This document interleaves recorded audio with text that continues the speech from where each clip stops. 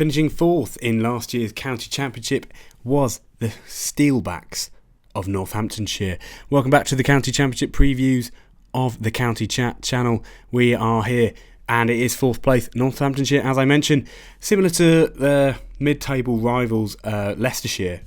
They drew plenty of games but just didn't lose as many as the teams below them nor win as many as the teams above them. So hence finishing fourth. I guess I've just explained how a points table works there. But the idea being that they just sort of struggled to get over the line in wins and they kind of kept the losses to a premium, which is a positive thing. Anyway, the Steelbacks will again be led by Luke Proctor this year, a kind of club legend at this point, I'd say. The versatile and consistent all-rounder will look to build on this 2024's team. New head coach, though, this year with Northamptonshire, and it's probably one of the best you'll get in all of county cricket. It's Darren Lehman, the Australian head coach. He's going to be starting in the role. I mean, he was a World Cup, the former Australian head coach, to be clear. He was a World Cup winning coach, and won the Ashes twice, I think, before some scandal meant he dropped out of the Australian cricket side quite quickly. Can't remember what that was. But yeah, he will be a big benefit for Northants, all sort of harsh jokes aside. Anyway, put it bluntly, I don't think Northamptonshire's bowling lineup is in a good place for 2025. As I've been doing sort of the weakness first for these teams of the sort of two main phases of the two main phases of the game, batting or the bowling. And I just don't think their bowling lineup is a good place for 2025. I think there's a lot of reliance on a hope of realised potential rather than proven performers. Having said that, Ben Sanderson, it doesn't really get more proven performer than him. He, for cricket badgers as myself, looking at the ESPN cricket info page is just a joy. His career of 401 wickets at a bowling average of 22 and an economy of 2.68 is county championship heritage, to use Jose Mourinho's famous line. But I think it is because I think he just has consistently taken wickets whilst not giving away many runs for a long time. But he is 40. He took 41 wickets, and there are slight signs of regression for the 36-year-old. His bowling average was at 20. His bowling average was at 27, and his economy was a lot closer to 3. Again, still nothing to sniff at as a bowler. And to be clear, I'm still a huge fan of Ben Sanderson. I still think he's a huge plus for this Northampton side. It's just, I think he has to shoulder a lot of the burden for this team, and he's only getting older. And sport is it's a young man's game, as they say. It's harder and harder to get keep that consistency of performance as you get older and older, which is just the reality of the sport. Again, unless you're Jimmy Anderson. But yeah, he will. I think he'll have to burden even more of a responsibility for this lineup than even previous years. A new addition, though, is an exciting one for Northamptonshire, and one they'll hope is the big name on the sort of proven potential, sort of prove he has the potential to succeed, is an Aussie with a British passport, Liam Guthrie. He will really look to be a leader in this lineup, and I think bowling lineup, and I think he'll need to be. He's worked with Darren Lehman in the past at the Brisbane Heat and at Queensland. His signing for 3 years, I think, is a positive move. He's someone they'll be able to rely on in the coming years, and I'm sure he'll only get more used to sort of the English county championship conditions, if you will. He's a 27-year-old, but only has 42 wickets to his name in red ball cricket over the course of his career. Needless to say, the conditions in Queensland and various Australian states is a lot different than the county ground at Northampton. This is a quick reminder that last year, Chris Tremaine, an Aussie who's taken 350 wickets at 23 in 4 matches for Northants, took 2 wickets at a bowling average of 180. A lot of numbers there, I realise, but Chris Tremaine is a proven performer in Sheffield Shield cricket and really struggled at Northamptonshire last year in the early stages of the season with that Kookaburra ball. But yeah, if he can be, if Liam Guthrie can well outperform him and show that he could be, a bowler of promise, because he is, tipped to be great. He's a tall, left-arm, fast bowler. Not something you see all that often in county championship cricket. as I've said here in my little script, if he proves himself to be an excellent bowler, I could be totally wrong. Alongside him is another Aussie who's on a 4-match deal, though not on a UK passport deal, is Harry Conway. He's just come off the back of winning the Sheffield Shield with South Australia, but admittedly he wasn't one of the sort of shining lights. He wasn't, Brendan Doggett was one of their sort of like, could he make his way into the Australian side. Harry Conway only played in 3 matches of the Sheffield Shield campaign. Again, he's a very good bowler. I'm sure he'll have the ability to take wickets in Division 2. It's just a sort of he isn't a real top level bowler, and neither is Liam Guthrie. Again, surely very talented. Australia proven for creating very good fast bowlers, as we all well know as England fans. But I think what will therefore be the case is that young, quite unproven seamers like Rafi Weatherall, George Grimshaw, and the new permanent signing of Dom Leach from Yorkshire will need to fill in big gaps in a bowling lineup which has got quite a lot of gaps. All of the above names have averages well above what you'd like for your bowlers in the 40s and the 50s over the course of their careers and last year. They'll have to do a lot better than they have done to win a lot more games than they did last year, I would say, for Northamptonshire. Justin Broad and skipper Proctor will be looking to make use of their sort of all-rounder abilities. Both had very solid campaigns last year, so I think it would be unfair to underestimate their contributions as just sort of straight up bowlers as an all-rounder capacity. Especially Justin Broad, I think he is. I mean, he's a proper bowling all-rounder. I think Proctor is a bit more got like a little more shoulder to burden to shoulder, whilst being sort of batting all-rounder. In the spin bowling department, I think Chahal re-signing for them is a huge bonus. The Indian proved his worth last year, no end. In 4 matches, he took 19 wickets.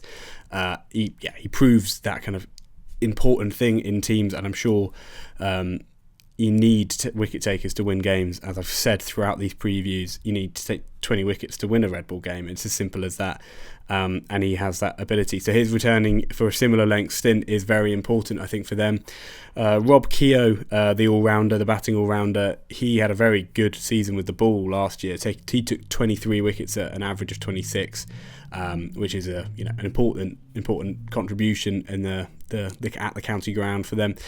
Similarly, Saif Zaib will need to fill in overs as a bowling all-rounder. He bowled 114 overs to the tune of 9 wickets last year. So we'll look for a little bit more, or maybe Northampton will look to sort of focus and rely on him less.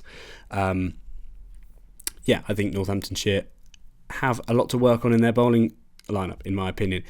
And I must admit, in the batting side of things, it's not all sunshine and roses either.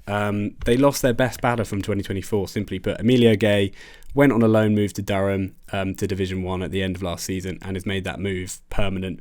In the time he played for Northamptonshire, he showed his talent was well above Division 2. Well, not well above maybe, but above Division 2. He scored 919 runs at 57 in the 10 games he played. And he will be a big miss.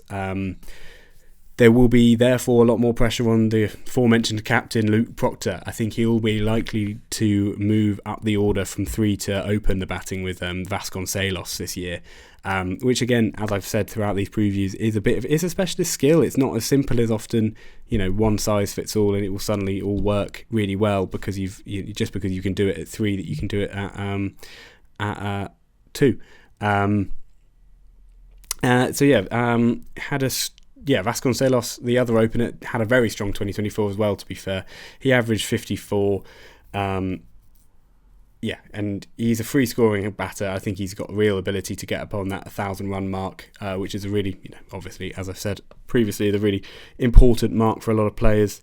The signing of Matthew Britsk as an all-format overseas is a big one for Northamptonshire. He had a great year at the club last year, especially in white ball cricket, or just in the white ball cricket even, sorry. And he, in the sort of meantime between these 2 seasons, has scored his first international 100 against New Zealand, though it was a case of sort of flying too close to the sun for Northamptonshire's overseas this time, because he did get an IPL gig, which, if it means he'll be missing the whole of April, large parts of May to be in India. So it's not all great for Northamptonshire in that sense. But when he's there, I think he will score a lot of runs in Division 2, and I think he's got plenty of talent. If you've seen him play, you'll definitely agree with me. Previously of Somerset, George Bartlett, I think will look to continue from a pretty strong performance last year. He averaged around 40 for 491 runs, so I think, a very healthy average. I think he'll look to push those runs up and just, hopefully get selected a little more, and I think last year he proved himself in that case. Wicketkeeper batter Lewis McManus, who had who's been a real promising star. He started his career off in Hampshire and did very well there before sort of gentle progression downwards. But last year had a really strong season, averaging 44 for that, for around 480 runs. But a big breakout star for 2024 for their batting, which was probably the biggest breakout, was James Sales, the young player. The 22-year-old, in the 7 matches he played, scored 200s at an average of 60. He will look to become a sort of stalwart member of that lineup, and I think the move of Luke Proctor into the top of the order will mean he'll have a space in that top to middle order sort of area, if you will. Another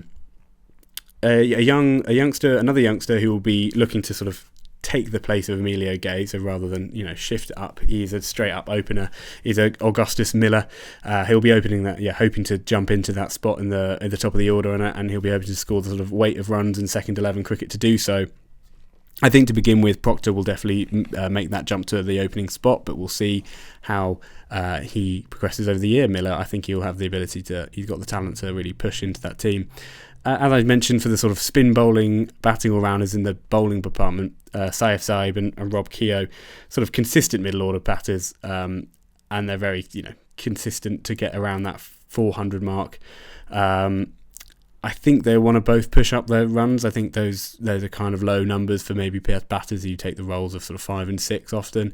I think they'll probably want, again, nearer to 500, 600, 700 rather than 400 and below. And Justin Broad, the sort of bowling all-rounder, I think will kind of want to show his ability to bat a little bit more. He's often been at 8, but his batting average was well below 20 last year, so he'll be kind of looking for that. It's not a bounce back, really, because he had a good year with the ball, but I think it's just a bit more of establishing yourself with the bat in that Northamptonshire lineup. Overall, Northamptonshire, I just believe that bowling lineup is not deep enough for the season of the County Championship. I think they've got a lot of they've got players who can fill in their roles, but there's a lot of hope in potential than people who've really established themselves. Which is, I guess, when it comes to a preview where you have to see the risk in teams, if you will, because they just don't have other than Ben Sanderson, there's no one else really in that bowling lineup where you go 100% they're going to pencil it in for that many wickets throughout the season. I think there's a little more uncertainty and a little more, players who are going to try and find their way into the team, or players who are trying to find their way into the conditions and all of that kind of stuff. So it will be interesting to see. I think the batting lineup, is good enough for a promotion-pushing side. As any team who finished 4th would probably be looking upwards rather than downwards. I think the batting lineup is good enough for that. But I think it's, especially before the arrival of Yuzvendra Chahal, they'll really struggle to bowl teams out. I personally believe. Again, I may be stand corrected, and that's why with the previews you've just got to stand on business and kind of just firm what you think beforehand, because it's hard to know. You can't see what they do over the winter, and the pre-season is only a pretty short window. But I think both. I just don't think their bowling lineup is good enough. Simply put, I guess. And Northampton fans will hope Guthrie is a really talented young, fast bowler. I think he could really prove himself, and I know someone like Darren Lehman, it's safe to say he's probably got better talent identification than I do for bowlers, and I haven't seen him bowl much, I'll be honest, but they've put a lot of stock in him being maybe their big signing this season and taking a lot of wickets, and maybe that will be the case, and maybe he'll shock the quite used to more medium pace right arm bowlers, and sort of a genuine quick, a left armer genuine quick will really shock the system of Division 2 batters. Very possible I would see that coming, almost convincing myself of that argument now. I feel Northamptonshire are in a bit of a limbo period. I think I think this year will be an interesting proving ground for them to see where they'll be going for the next few years. That's a kind of, I guess, a general gist of their team. I think the sort of the thing is their bowling, as I've mentioned, the batting's there. So it'll be an interesting one to see how they go for this season. And the lineup preview, as I've been doing throughout all these previews, I would say the openers, as I've mentioned, Ricardo Vasconcelos was kind of nailed in as one of the openers. And I think to begin the season, they'll try Luke Proctor at the top of the order rather than his number 3 role. And kind of the reason for that is the talent in their middle order to top order that they have. I think James Sales might slip into that 3 role, or maybe George Bartlett, kind of depending, but I think they'll be 3-4. I think Sales was batting 4 mostly when he scored runs last year, so whether or not they won't want to sort of mess with the young players sort of where he bats, so maybe they'll go with him at 4 and Bartlett at 3, or Keogh at 3, who knows, because I think I've got Sales 3, Bartlett 4, Keogh 5, Zabe 6, which I think is a very good top order or top to middle order. Lewis McManus, I think, will slot in very easily at that wicketkeeper batter, the kind of classic wicketkeeper batter role of 7. Justin Broad is kind of a clear 8 for me. He's a very good bowler. He's proven himself for them. Liam Guthrie, I've got it at 9. I can't really say I know much about his batting, but I think, we'll slide him in there. And then in 10, I've got Harry Conway, but because he's only around for 4 matches, I just thought I'd slide in that George Scrimshaw or Rafi Weatherall will probably have some good time there.